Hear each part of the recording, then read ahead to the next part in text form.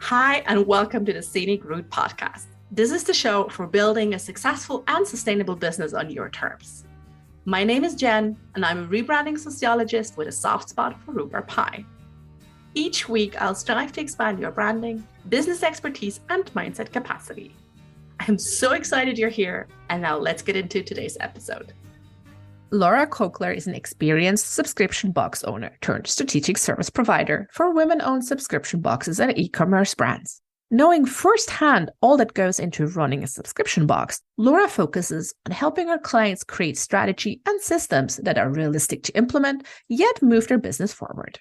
Laura works hard to maintain a value-led company centered on female empowerment, equality, as well as passion and fun. Never one to allow fear to hold her back, Laura is on a mission to alter the warehouse fulfillment industry by recently launching her first and only fulfillment center exclusively for women-owned brands. When not working, Laura is doing all the mom things for her 2 daughters and convincing her husband to foster or adopt more dogs.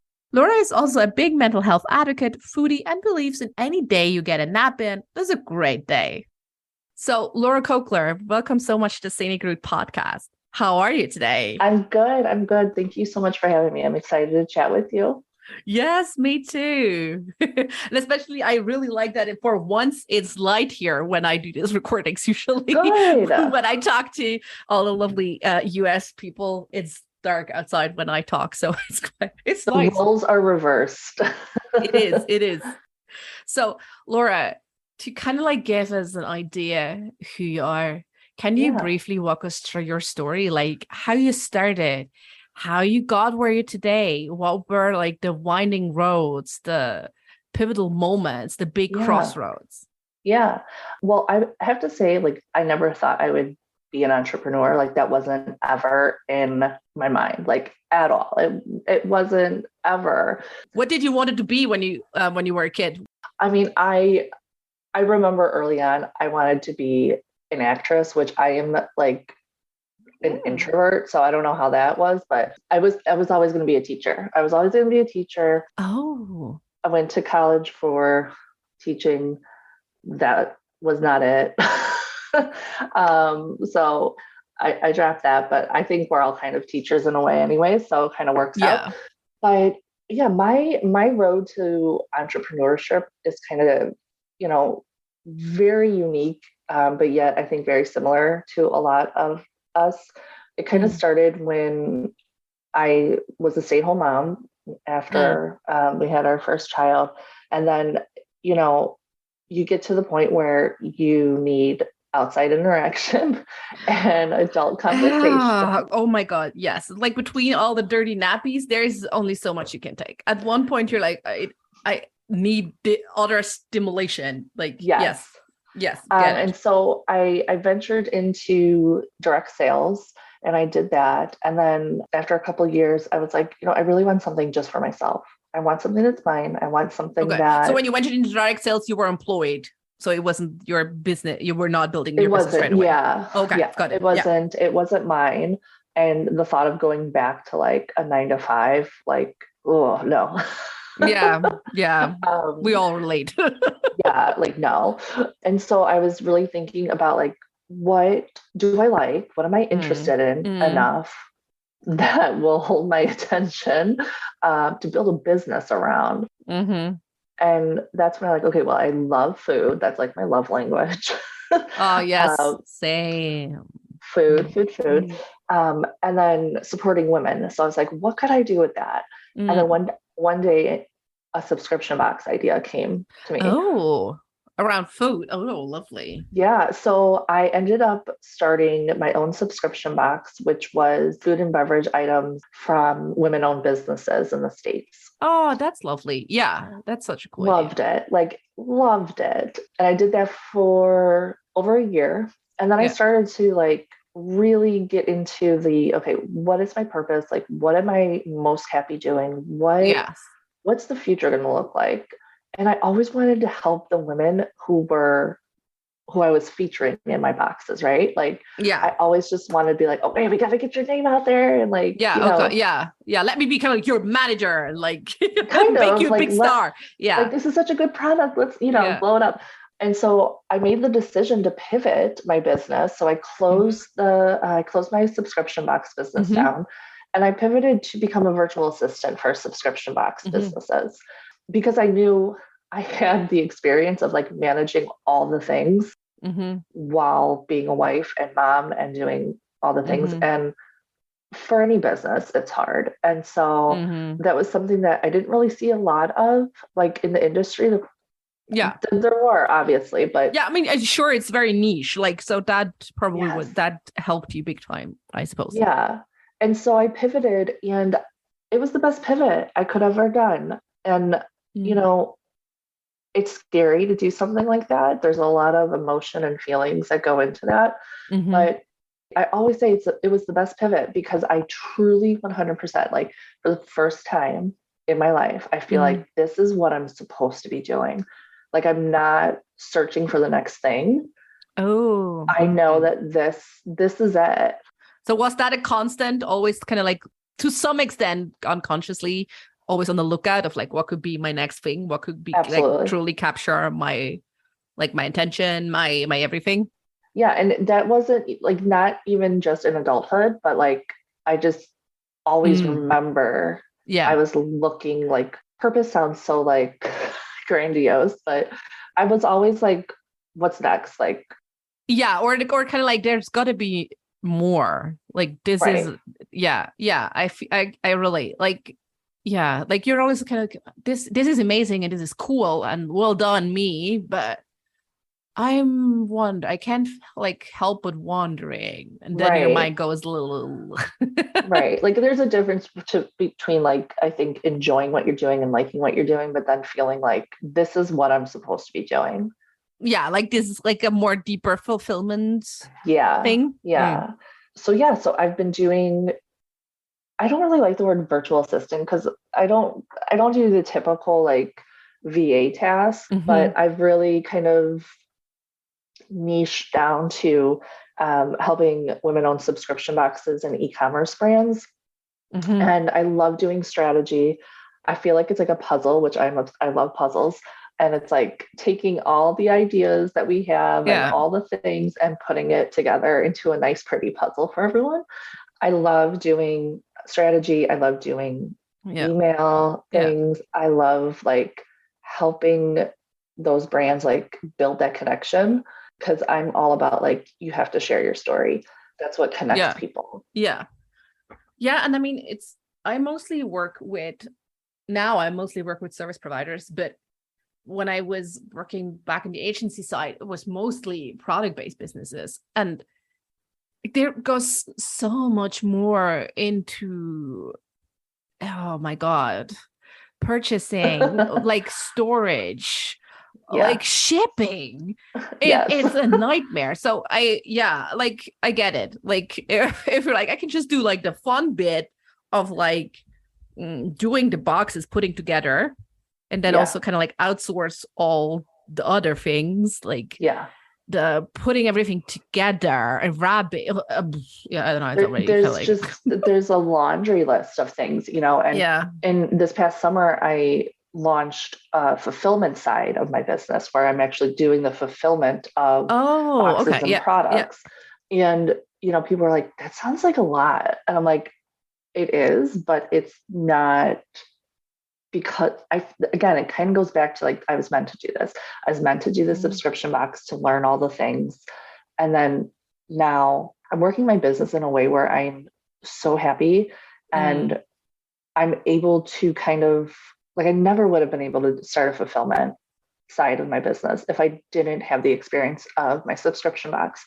I would never know any. I mean, there's a lot of like nuances when it comes to that, like you were saying. And it's just, I don't know where I was going with this.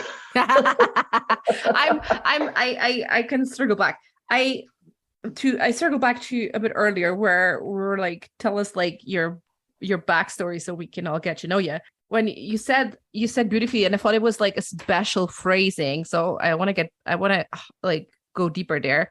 Yeah. You said starting your own subscription box was like the first time you felt like, oh, this idea is holding my attention for longer. Yeah. So do you want to tell us like about, like, I think it's such a special phrase, like holding attention. Where does it come from? There's always, and I've always come from the frame of mind where you work to live. Mm-hmm. Okay, you don't live to work. Is it also how have you been raised, or what was there like a difference in your Um, parental home? I don't know if I don't, it's not like my parents were some kind of like hippie, like there's nothing like it was like just Yeah, very yeah. normal, typical, but that's just how I am. And I Yeah. truly believe that if you're going to work, you should be doing a job that you love and you're passionate about, because Yes. Yes. who the heck wants to work and not, have some form of fulfillment, or like you don't want to go to work every day and hate it, right? Like I don't, Ideally not. right. Like, of course, yes. Ideal Yeah, world, I of get it. course, Yeah, absolutely. no, I get it. Like there's a certain level of privilege attached to that for sure. Absolutely. But yes, ideally, I mean, it's not, we know if you're resenting what you do every day, it's ultimately not good for your mental well-being, of course, and also not for your body. Like it's just not Right. good for your well-being overall point, right? Like And I think there's been like this shift where it's not just you get a job and you stay with that job no matter what. yeah, There's this yeah. huge shift now where no, Mm-hmm. like you Yeah. find, even if you're not working for yourself, you find a job that you enjoy, you find a company that treats you well. Like Oh we're God, finally yes. seeing that shift. Yeah. We're seeing it slowly, I'd say. Yeah, Yeah. slowly, yes. But it's happening. It's happening. Yes, yes, yes. It's changing for sure. But I'd like to change faster. But that's just Yes. me. Yeah. And I always tell people like you have to really be interested in what you're doing for your business. Mm. It doesn't matter if it's the trendy thing that's happening now. It doesn't matter if it's like the it thing to start your business doing X, Y, and Z. If you don't Mm. enjoy it, if you're not interested in it, you're not going to be successful at it because there's no interest, right? Yeah, So it's yeah. like if I like started a company about, I don't know, like gardening, I Mm. I I kill every plant. Like it's not going to happen, right? Like Yes, yes. I'm not going to want to work on it. I'm not going to want to, put in the time and all that kind of stuff.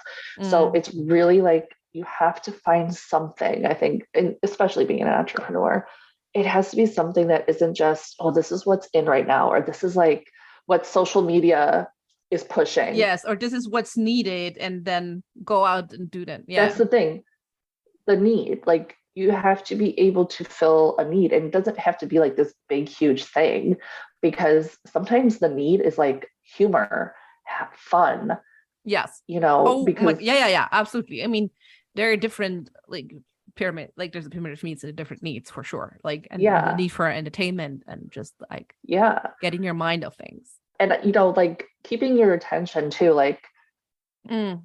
someone with ADHD, like that's a whole other level.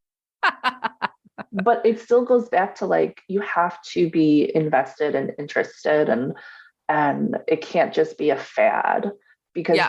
that doesn't stick no matter what. Yes, I get it. And like how, tell me more about I'm curious because I feel like for you especially, correct me if I'm wrong, but you said like, oh, it was the subscription box thing. It was the one thing that I felt like was holding my attention. And so being really invested in what you do helps everyone, but it's Right. probably even more or I don't know if more so, but it surely was a bit is beneficial if you have ADHD. Do you experience Oh that as yeah. well? Like, Yeah, most definitely, because there's so many moving parts. yeah. So it definitely, like, for me, satisfies that tendency of like jumping around, Mm, for lack of a better way of describing it, yeah. because there are so many different nuances with it, Mm, but that doesn't go without having challenges too, though. So yes. I mean, yeah. yeah, Yes. Oh, I yes. mean, nothing goes without. But speaking of challenges, what did you feel was like the biggest challenge when you pivoted from your own subscription box to supporting women who own subscription services? Oh, that's a good question. I want to say, and I don't say this to sound holier than thou. I don't know if there was a very big challenge, like there was, because it was still so similar. And I was so confident in doing this, like so confident, and like, this is what I have to do. This is what this has to happen. Yeah. You know, the challenges, I would say, are, you know, nothing that I didn't feel I could handle. I think because of my experiences with my subscription box, it made me a lot more comfortable than if I was just like, had no background knowledge, any of that. Yeah, of course. Yeah. You know, and I think it kind of just goes back to like, I really felt and knew in my soul that this was what I needed to do. Yeah. So I wasn't really too afraid of whatever challenges, you know, come your way. It sort of was meant to happen. Yeah. Right. Like as kind of like you, I don't know, I sometimes could describe it as kind of like you see your next steps kind of like illuminated in front of you as they appear as you go, right? Like it's just like, oh, okay, just gonna do that, and then, oh, okay, now I do this, and then it just sort of falls into place. That's exactly, that's a great way to put it. That's a great way to put it. So I'm curious, like when you said like you just kind of knew that you wanted to do this, and I get that, like in your current business, how do you set goals, and how do you set goals? Oh, I love that question. So I will be the first one to tell you that I'm really bad at like writing down my goals. Do as I say, not as I do. You can also dance them. I don't care. Yes.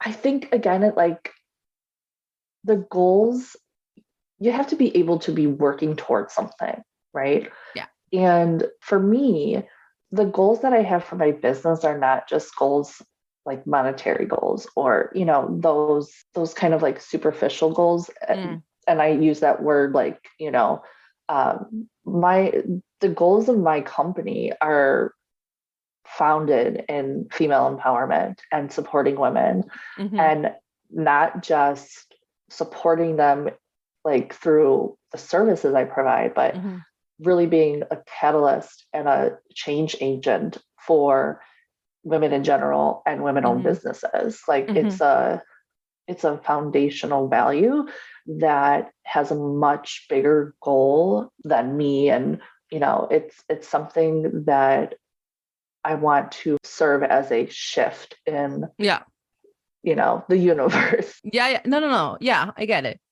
Yeah. So what kind of like, do you track any type of goals for yourself? Like, it doesn't have to be like OSN money goals, but like, do you track like, or check like, I don't know, time off, or like mental well-being, or what do you do? I laugh a little bit with mental well-being because I feel like as entrepreneurs, like we have to like stop with the like rose-colored glasses of like entrepreneurship. Like oh, for sure. being your own boss is so damn hard. And because you're the one setting the goals, right? Like you don't have a supervisor saying, okay, well, but if you fail, you fail, not your company fail. We have to reach these metrics. Like there's no one giving you that. Yes. And I think like mental well-being is always a work in progress when you have your own business. Like there's the ebbs and flows of it. But when I'm looking at like a goal that I have for myself, you know, I think of the goal and then you have to work your way back, because how are we then going to reach that goal? You know, it's just like anything. If you want to earn X amount of dollars, if you want to sell X amount of products, so on, you know, you set that goal, and then what are the steps that you have to do to get to that goal? Yeah. You know, for me, in my industry, a lot of the times, you know, my clients are like, well, I want more subscribers. Yeah. Of course. There's a lot of steps though that then you have to break down. So it's like all these mini goals, because a lot of times people will say, well, I want to, grow my subscription box. I want to increase my subscribers. Yes. I mean, that's the bottom line, right? Like, I mean, we Right. all like, right. yes, Absolutely. makes perfect sense. Yes. But that is such a large, intimidating goal, is that I really try to focus on like those smaller goals. Like every single step that gets you there is a goal. Like check it off, celebrate it, and know that you are moving closer to the end goal, that big end scary goal, but it's really about having like those specific. Yeah, I mean, it also helps you to actually knowing what you want to do, right? Like, I mean, if you just have this big end goal, like more subscribers, like it's like, or more clients, or right, you're like, where do I even start, right? It's as I said, it's so intimidating. Like those posts that you see on social media, like, what would an extra $5,000 do for you? Like, why? Like, no one's going to be like, no, I don't want any more money. But I think like a lot of now the shift for us is like more emotional and personal goals of, like you said, like, I want to be able to not check my phone. Yeah. And get to the point where I have everything running. Yes. And I don't have to be, checking all the things, or I want to be able to go away for the weekend and actually be present with my family. Yeah.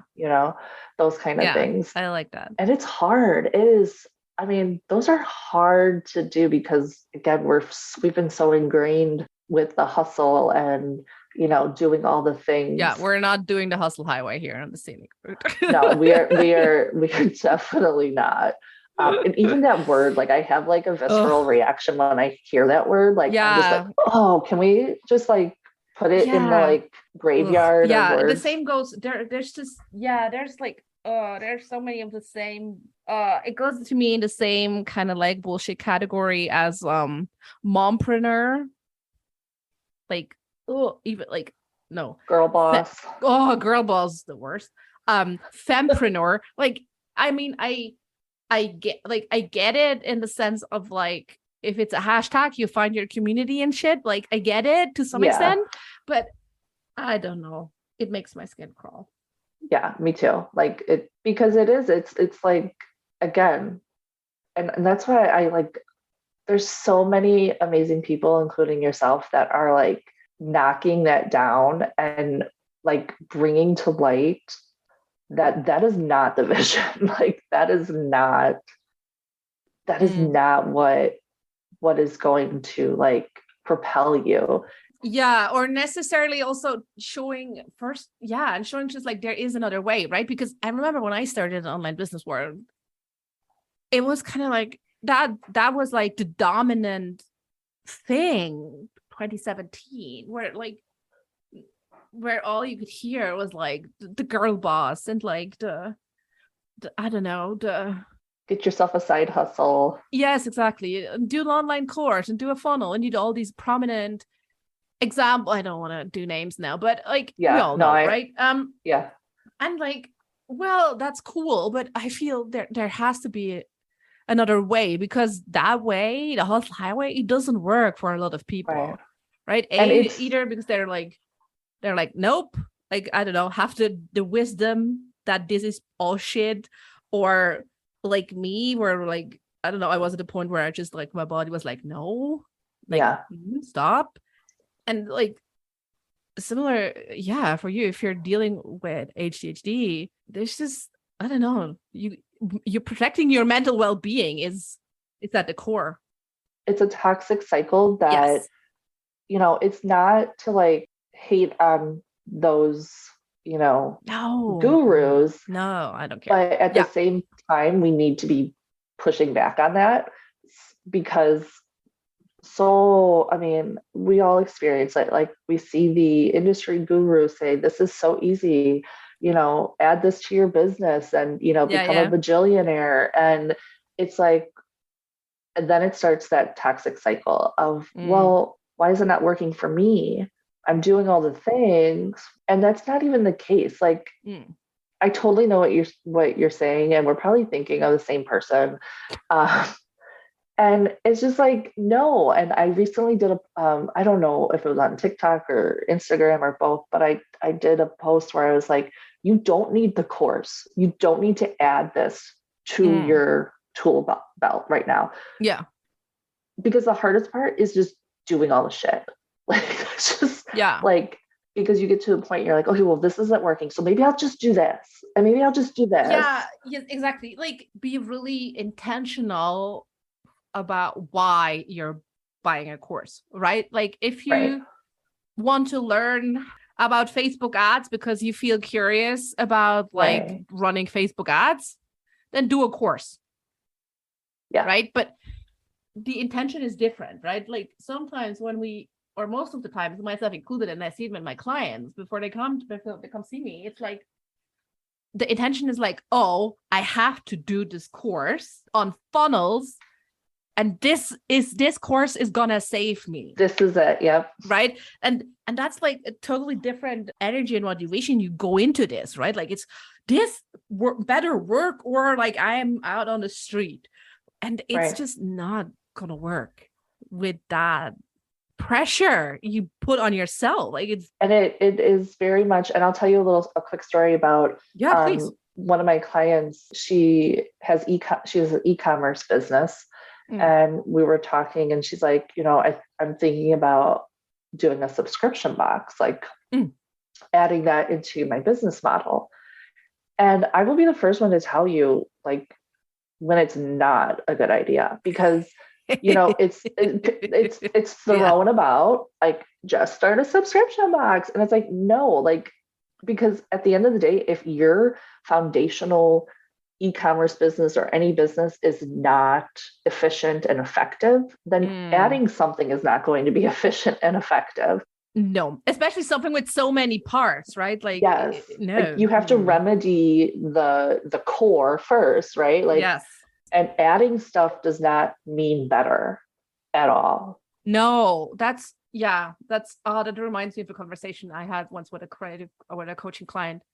We were putting together an offer, and she was like, well, I'm gonna like, okay, what do you have in mind? She was like, well, I'm gonna do this, and then I'm gonna like add like a live call and like a Voxer follow-up and like and I'm like, that's cool if you want to do this, but just adding more shit to it, and it goes for everything, to your offer, to your landing page, to whatever. It's not gonna solve the issue if something in the root, at the core of it, is just not working. And that's, another thing too. It's like, okay, well, I'll just put out a discount. Okay, you can sell something for $1, but if you don't have any connection, if you're not building that connection with people, like, consumers know bullshit. Like, they can smell it a mile away. And that's where, like, it's really about like creating authentic connections with people. And like, that ultimately is what will help like fuel your brand and your business and things like that. But like, just adding stuff, it's just more to juggle. Yeah. And also, I love what you said about like the personal connections. And it's so true, right? We always underestimate like that the first people who buy from you, whether that's a service or a product, are most likely people you already know. Yeah.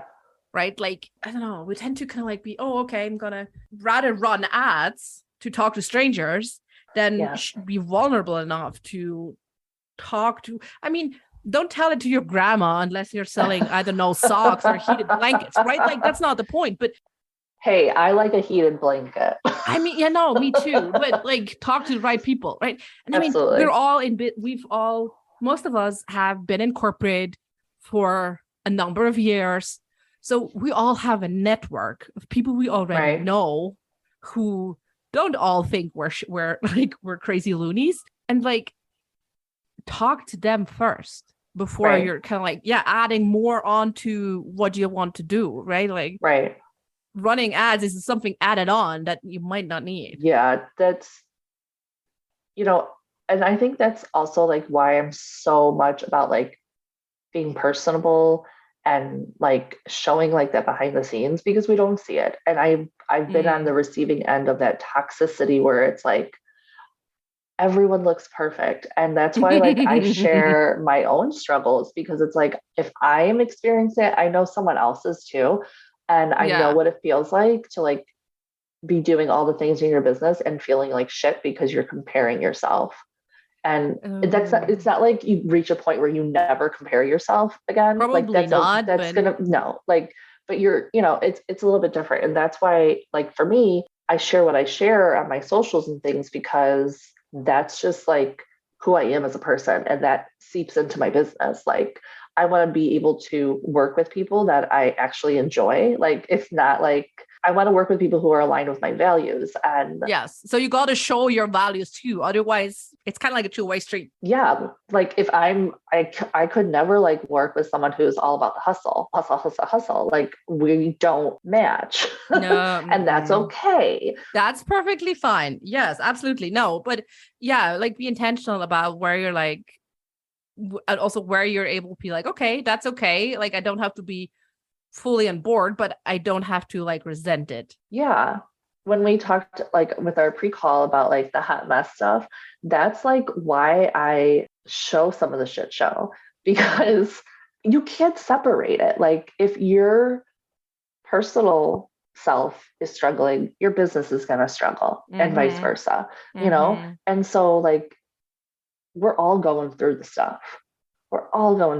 Like, yeah. As moms, I mean, come on. But yet, like we all go through this stuff, and like intellectually, we all know we all go through this stuff, and at the same time, there's so much shame in sharing the hot mess. Yeah, it's not done so much, right? It's not done so candidly, open, like out in the open, talking about struggles. And it doesn't mean like you have to like lay out your dirty laundry for everyone, but it's I was having a very honest conversation with a client who I love, and I'm very upfront, like life is a hot mess. You may have to remind me of certain things right now, but again, it's like you can still be successful. Like she still understands my value and my work ethic. And all of that comes with it, that me like needing a little bit of grace because life is a hot mess right now. It's not like detrimental, right? Like it's not like the world isn't going to fall apart because I'm owning up and admitting and to being a hot mess. I think as women we take on all the things without even having a business. And we put ourselves last and all that kind of stuff. And there, of course, life is going to be a hot mess at some, it's a season, right? Yes. It comes and goes, and you can still be very successful and have a great business and make an impact, but still be a hot mess. Like, yes, they can't see me, but like, if you like look at my socials, like I don't, like makeup is not the vision for me. Like I just can't. Like, that's cool. I show up as I show up. And that's just that. Again, there's nothing wrong with if you're the complete opposite. That's fine.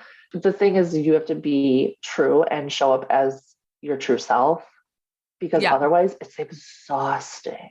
Oh yeah. I mean, you're putting up a charade, and at the same time, like there are moments like where you go back into the comparison, right? And especially, I don't know how true it rings for you, but I mean, I like coming from brand design and strategy, like corporate, like agency work, there were all these like super cool people.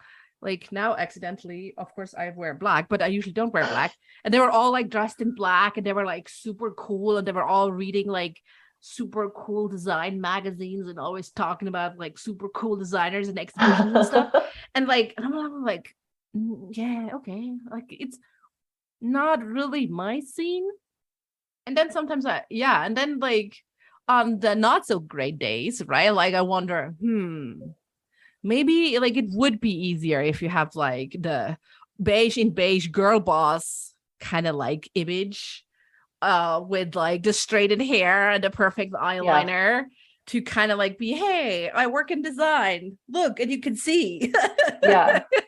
Yeah. It's like, yeah, well, and then I'm like, no, I don't really care. But I think that like you have to like kind of like comes with age, and you get to a point, I feel like, Yeah, I where you're suppose. just like, okay, like whatever. And I feel like for me, I'm at that point, like whatever, like I don't care. There's too many things going on. It's fine, you Yeah, know. it's fine. It's always fine. It's always fine. Like we've talked now, like the hot mess thing. How was it like the first? Do you remember like the first time you were owning up to like on socials, like, hey, I am a hot mess? Like how was that for you? Like, how was that Um, experience? Do you remember? I don't like have like this like core memory of like this was the post or this Yeah, was yeah. the thing. Mm, I think anytime that you show that vulnerability, it doesn't matter how comfortable you may be with it, it's still scary, right? yeah. But every time that I've shown the hot mess or something along those Yeah. lines, there's always someone who's like, yeah, me too. I'm right there with Mm, you, you yeah. know? Yeah. And Yes. I recently did on my Instagram stories, I made a post and I was like, raise your hand if you're completely exhausted, physically, mentally, Yeah. need like a month vacation alone, but yet are so passionate about your business that you keep doing it. And there was Yeah. so many women who were like, Yeah. get out of my head. Yes. Like, Yeah. so I think it's just important to like, yes, recognize like the Mm. successes and cheer each other on and celebrate. But it's also like we have to be able to commiserate too, because Got, yeah. Yes, absolutely. the whole like we have to be able to say, yeah, like it's okay that you're like going through shit. It's okay that you're like, you're in a maybe not a happy season or whatever. Hmm. Because again, that's kind of providing pushback on that toxicity, the toxic positivity, Yeah. Yes. that unless we do show up in some way, shape, or form, Hmm. it's never going to change, right? Like it's just we have to provide that Hmm. pushback. But at the same time, also it got me thinking like, okay, well, if we're all experiencing this, Mm. There's a collective like structural problem.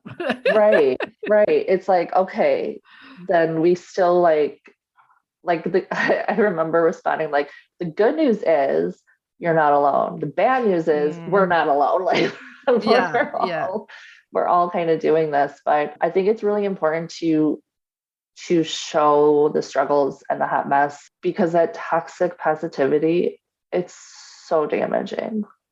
It's so Yeah. damaging. And being an entrepreneur is hard. It's hard. It's Hmm. not like, it's not like how you see like I started my business and now I'm a bajillionaire in 2 days. Like, no, like that's not the norm, guys. Yes. Yeah, I agree. And like, I'm curious, like, so you said you're talking a lot about your hot mess and also your very personal health struggles in your Yeah. business. Um, and I love that. Do you set boundaries on what you share and what you don't share? Or do I you just do. really share freely? Yeah. Okay. I would say I share, I'm very honest with my ADHD. I'm very Mm-hmm. open about my anxiety and depression. I do have a boundary.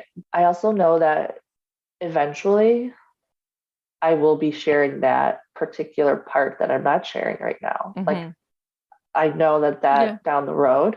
But yeah, like you have to set your own boundaries. And for me, mental health has always been a part of my life Mm-hmm. for so long that I think that's why I'm so comfortable with it.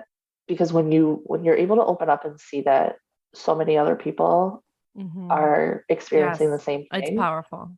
it's very powerful. Mm-hmm. And again, that does not mean that you have to share what I share. No, and also means like you don't have to share everything. Like Yeah, sometimes no. authenticity gets thrown at with like sharing everything, putting out all your knickers for everyone to see. It's Right. like, it's not necessarily that. Like, I mean, you can really say, look, certain points I'm not yet there to talk about. Maybe Right. I will never be, but that's okay. That's okay. Yeah. There's another whole bunch of hot mess shit I could talk about. Yeah. And I think, again, it kind of goes back to like when you're dealing with anxiety and depression, there's no way to separate that from your business because it affects Yes. it. And that's okay. Yeah. That is okay.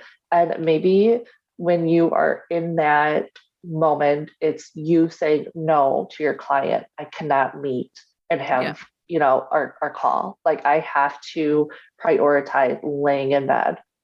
Yeah. That's what I have to do. And that's okay. And it's hard. Yeah. I mean, it takes a lot of courage to, one, like communicating boundaries and then actually following through on set boundaries. Yeah. And I mean, I always joke. I always say like I'm advanced in the like mental health therapy spectrum. I'm like, I've been in it for so long. So I'm at this point, where thankfully I am able to recognize, Yes. when shit's gonna hit the fan kind of. Yeah, but that's so important, right? Like you start to recognize the telltale signs and you're like, uh-oh, if I'm not taking care of this now, it's gonna escalate quickly. Yeah, and it is hard. It is hard, but like even that small boundary of like, no, I'm not in the headspace today to take this call. Can we push it to tomorrow? That's a big step. Because 9 times out of 10, we're gonna want to be people pleasing and just power through, right? Like you just power through it. And again, it's kind of like, no, you need to take this step back. And that's why I'm very open with whoever I work with. Like, if your kids are sick, if your kids are crying in the back, like it's okay. Like, I get it. Like I would, if someone came to me and was like, Laura, I can't like do X, Y, and Z today. Totally. Like, no worries. And I'll share a little story too. Yes, please.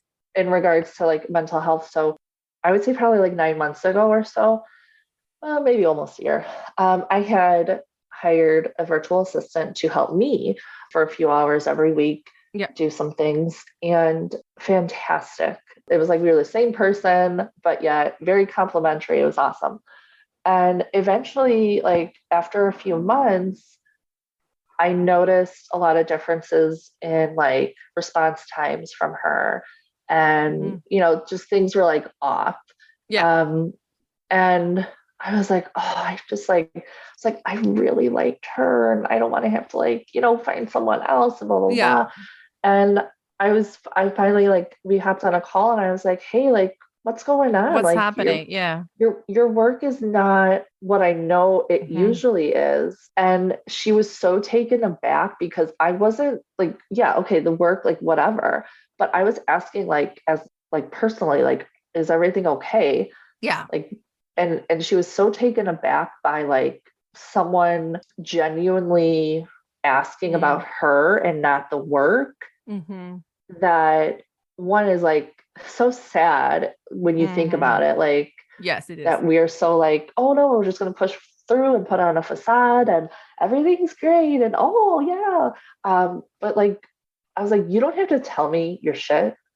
But if you're like, I'm struggling and I can't do X, Y, and Z, let me know. Like, take care of whatever you have to take care of. Just let me know. And she was so appreciative of that. And I'm so glad that I had that conversation with her because I almost didn't, because that can be a dicey conversation sometimes. But I'm so glad that I had that conversation with her because at the core, like, are you okay? Like, if I need to do something on my end, I would much rather, do that because I think it's a very unique and different perspective. Like when you actually care about the people that you work with, like, it's such a, like, people are not used to that. Like, wait, you actually like care? Like, we kind of gotten lost of the concept of care. It's like, it's not just like the bottom line and meeting deadlines and all that. It's like, and it's, I mean, that's really sad. But it's also really important for us to know, like, if we're working with people and we like something's off, like it hasn't been like how she usually is or whatever. Yeah, It's like, maybe I should check in with her. yes. I love this kind of like no also to end our conversation with, right? Like if you notice something, bring it to the table. And that doesn't go, that's not exclusively for like work relations. If you notice something about your friend changing, like go bring it up to the table, right? And Yeah. yes, it's never like a nice conversation to go into, but I feel like if you really go from the intention, like with the intention of care, Yeah. and not like blaming or whatever kind of energies, this will make a big difference. And to again also, really, it's always we all know this, but again, it's always so surprising or like astonishing. And Yeah. actually, because we seldom do it, right? Like open, honest communication. Yes. We all know we should do it. We all know that's the gold standard, Yeah. but we so rarely do it. Yeah.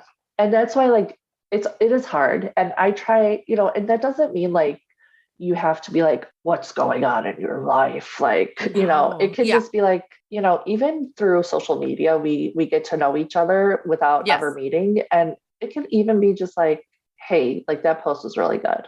Yeah. Because for me too, and that's a hard part of entrepreneurship, is that you don't have anyone telling you good job, right? Like when you're working for someone else, you have to tell yourself good job. Right. But I also think as a collective and as a community, like it's part of the support. Yes. And that can really make a big difference. And it doesn't have to, when you're just checking in and being like, hey, that was like really awesome post, or, responding to their question or something like that. Like, yes. Yeah. That goes a long way. But yeah, it's hard because we're like ingrained to just go, go, go, scroll, scroll, scroll. And I'm just a big believer in when you genuinely care for people and about people, there's just only good things can happen from that. Yeah, I agree. That's really the starting point. I love that. That's such a good kind of like closing argument. I rest my case. Mic drop. So now we've talked about a lot about how on your socials, how you share openly about your hot mess and your struggles. Where can people find you online? I am online on all the socials and at SubSupporter. So SUBSUPPORTHER. Yeah. You can find me on there, subsupporter.com. And I love just like send me a hello, send me a picture of your dog, send me a hi. Like it's me, it will be me responding. So like I genuinely love meeting new people. So yeah. I love that. Okay, so we're also gonna link it in the show notes, so you don't have if you didn't like catch that. I'm gonna almost have like one last question because I'm curious and I always need new material. What book are you currently reading? Okay, so I will be full disclosure. I am really bad at reading books. Like it's that's fair enough. That's cool. But what podcast or what TV show? Look, I'm looking at my phone. Because I'm always on the hunt for a new podcast that will like hold my attention. Mm-hmm. So there's a couple that I really love. Okay, so there's one that I really love. It's Business Minus the Bullshit. I like that title. And it's strategy for creatives. She gives like just really good nuggets of information and how to like do the things in a manageable way with your business. I love that one. Another one that I found recently is called Marketing Muckraking with Rachel K. Albers. Okay, yeah. I mean, I love her. I recently discovered, and I'm like, oh my God, I love you. Yes, she's amazing. And like, yeah, it's like finding those who like align with you. Yes. But also like you can learn from. Yes, I agree. Like when I sat down to kind of like, okay, like who do I want to talk to in a podcast? And I'm like, oh, I want to talk like with everybody who like feels this message of the Scenic Route resonates with, because all stories are important and valuable. And then I'm like, so I'm probably, I don't know, we should tag her when we share the social. I was like, oh, I really want to have Rachel K. Albers on the podcast. That this would be like an amazing podcast, because we could like, oh my gosh, we could like shit on all the systems that keep us in power structures that keep us in place. This would be amazing. So we should tag her. Definitely. I want to have her on the podcast. And it's like, it's just when you're able to find that book or podcast or whatever, that a lot of times it's like the simplest things, but it's like that one little shift. You're like, oh my gosh, like, yeah. Sometimes it's a sentence or a half sentence, and maybe you've heard or read it before in another way, but whatever. Yeah. There was something in that moment that sparked, and that's what matters. Yeah, for sure. Oh, I love that. Thank you so much for having a sparking conversation with me today, Laura Kockler. Thank you so much for being on the Scenic Route podcast with me. Thank you. Thank you so much for listening to the Scenic Route podcast. I hope you've enjoyed today's episode and that you can take something from it that feels right to you. I'd be so grateful if you could share the Scenic Route podcast with others. As always, you can head over to scenicroutepodcast.com to check out all the links and resources from today's episode. Oh, and while you're there, don't forget to download my free email course, Intuitive Branding Invitation, to teach you how you can successfully tune into your own brand frequency and rediscover your brand's unique gifts, strengths, and talents. So thanks again. Talk soon.